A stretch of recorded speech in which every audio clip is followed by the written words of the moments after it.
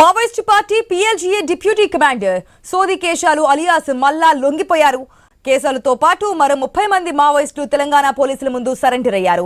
హిడ్మా పీఎల్జీఏను వదిలి Dandakaranya special zone కమిటీకి వెళ్లిన తరువాత బెటాలియన్ బాధ్యతలను బడ్సే దేవాకు డిప్యూటీగా కేసాలకు అప్పగించారు. అయితే కొద్ది రోజుల క్రితమే పీఎల్జీఏ కమాండర్ దేవా తెలంగాణ పోలీసుల ముందు లొంగిపోయారు. ఆ తర్వాత బెటాలియన్ బాధ్యతలు నిర్వర్తిస్తున్నాడు సోది కేశాలు.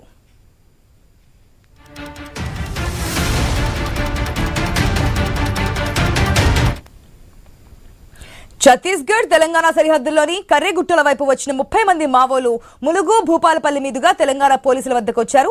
సరిహద్దుల నుంచి పోలీసులు వీరిని వాహనాల్లో హైదరాబాద్ కు తరలించారు. వీరి నుంచి AK-47 SALR ఆయుధాలను స్వాధీనం చేసుకున్నారు. 1-2 రోజుల్లో వీరి లొంగుబాటును అధికారికంగా ప్రకటించే అవకాశం కూడా కనిపిస్తోంది. పూర్తి అప్డేట్స్ మా ప్రతినిధి రత్నకుమార్ ద్వారా తెలుసుకుందాం. రత్నకుమార్, మళ్ళా లొంగిపోయినట్టుగా తెలుస్తుంది కదా, డీటెయిల్స్ ఏంటి?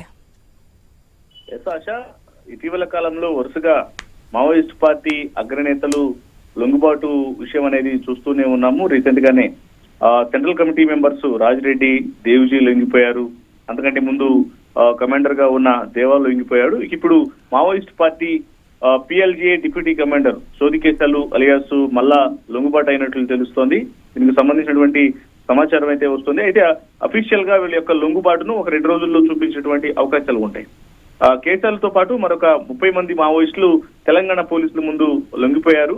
ఎవరైతే మావోయిస్టు నేత హిడ్మా పీఎల్జీను వదిలి దండకారణ్య స్పెషల్ జోన్ కమిటీకి వెళ్లిన తర్వాత ఆ బెటాలియన్ బాధ్యతలను బడ్సేదేవకు అప్పగించారు.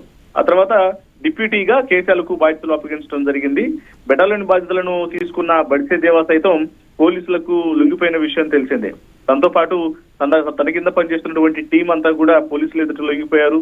పలు ఆయుధాలను సమర్పించడం జరిగింది. ఇక డిప్యూటీగా ఉన్న కేశాలకు ఆయన ఇంతకాలం కూడా అరణ్యంలో నుండి ఫైట్ చేస్తూ ఉన్నారు.